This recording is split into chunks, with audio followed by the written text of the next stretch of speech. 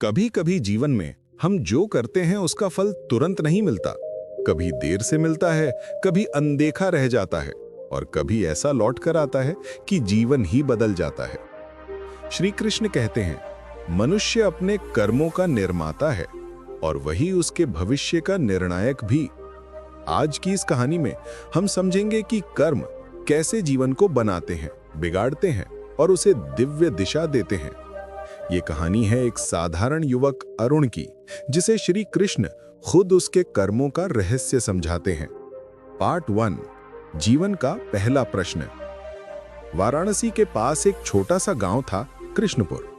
वहीं रहता था अरुण, एक सरल, ईमानदार पर बेहद परेशान युवक। हाल ही में उसकी नौकरी चली गई थी। पिता बीमार थे, घर की हालत खराब थी। वो रोज सुबह गंगा किनारे बैठकर यही सोचता, मैंने कभी किसी का बुरा नहीं किया, फिर मेरे साथ ही ऐसा क्यों हो रहा है। एक दिन वो रोते रोते बोला, हे भगवान, क्या मेरे अच्छे कर्मों का कोई मूल्य नहीं? क्या मेरी मेहनत बेकार है? तभी उसे लगा, हवा में एक मधुर खुशबू फैली, मैदान पर एक नीली रोशनी उतरी और उसकी आंखों के सामने खड़े थे श्याम सुंदर कृष्ण। अरुण डरते डरते बोला, क्या सच में आप? कृष्ण मुस्कुराए, जब किसी का हृदय सच्चा होता है, मैं स्वयं उसके सामने प्रकट होता हूं। पार्ट 2, कृष्ण का पहला उपदेश। कर्म बीज है, फल वृक्ष। कृष्ण बोले, अरुण, क्या तुम बोए बिना फसल उगते देखे हो? अरुण, नहीं प्रभु, फसल तो समय लेकर ही उगती है। कृष्ण, ठीक वैसे ही मनुष्य का हर कर्म एक बीज है। कुछ बीज जल्दी उगते हैं, कुछ देर से। कुछ को वर्षा की आवश्यकता होती है, कुछ को धूप की, पर कोई बीज व्यर्थ नहीं जाता। फिर कृष्ण ने अपनी उंगली से जमीन पर एक रेखा खींची।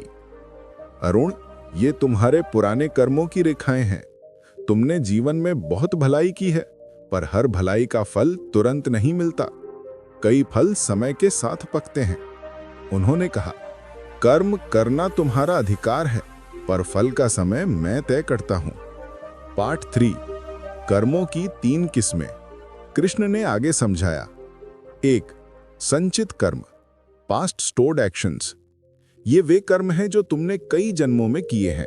इनका फल तैयार है, पर सही परिस्थिति मिलते ही ये फलते हैं। 2, प्रारब्ध कर्म, करंट लाइफ इंपैक्ट।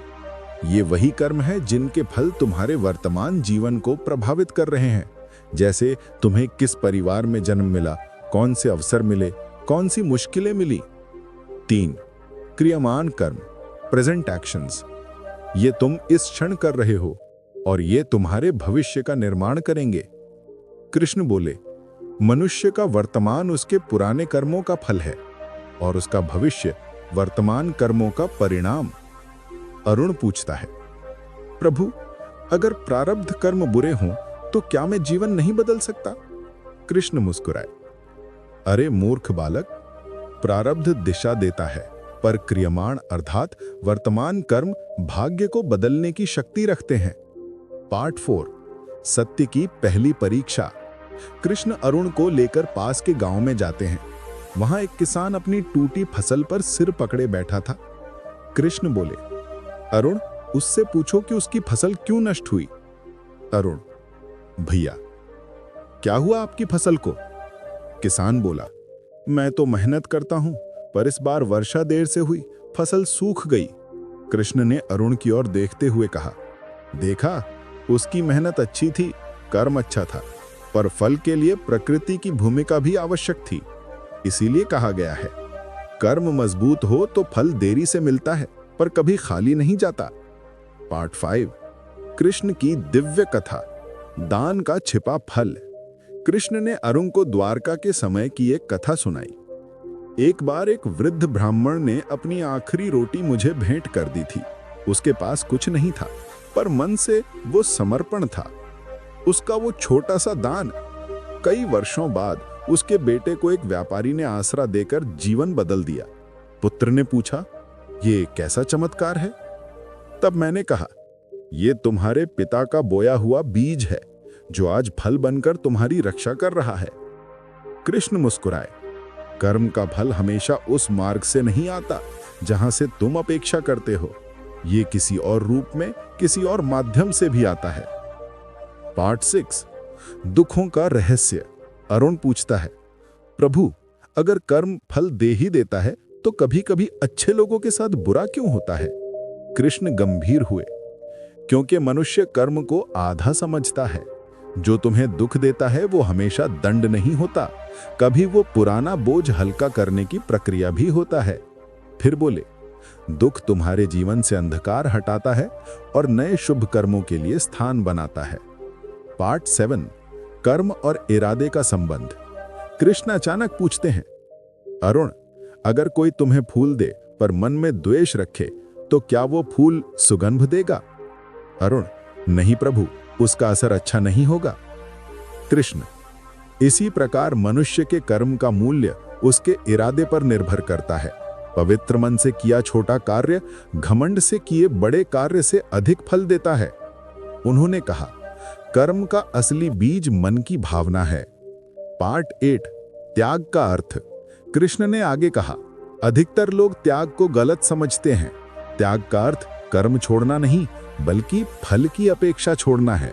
फिर बोले, जब तुम परिणाम की चिंता किए बिना कार्य करते हो तो मन शुद्ध होता है और ऐसे कर्म का फल अधिक पवित्र, अधिक स्थायी होता है। पार्ट 9, जीवन बदलने वाला दिन। अब कृष्ण अरुण को एक व्यापारी के घर ले जाते हैं। वहां मजदूरों को डांट मिल रही थी क्योंकि उन्होंने लापरवाही से काम किया था। कृष्ण बोले, अरुण, इसे ध्यान से देखो। कई लोग भाग्य को दोष देते हैं, पर असल में उनकी मेहनत ही अधूरी होती है। फिर कृष्ण ने कहा, भाग्य उसी का साथ देता है जिसका कर्म सच्चा हो। अरुण को समझ आने लगा, उसके भीतर प्रकाश फैलने लगा। पार्ट 10, फल मिलने के 4 नियम कृष्ण के अनुसार। कृष्ण ने कहा, 1, कर्म का फल निश्चित है, कभी जल्दी कभी देर से, पर मिलता अवश्य है। 2, फल वही मिलता है जिसका तुम पात्र हो। जैसे एक बच्चा तेज बारिश में खड़ा होकर रोए, पर बादल तभी बरसेंगे जब समय उचित होगा। 3, फल कई रूपों में आता है, लाभ, अवसर, ज्ञान, संबंध, सुरक्षा, अनुभव, हर चीज कर्म का ही रूप है। 4, फल हमेशा समान नहीं मिलता। एक बीज से 100 बीज भी बनते हैं और एक बीज सूख भी सकता है। इसी तरह कर्म फल भी विभिन्न होता है। पार्ट 11, कृष्ण का दिव्य संवाद।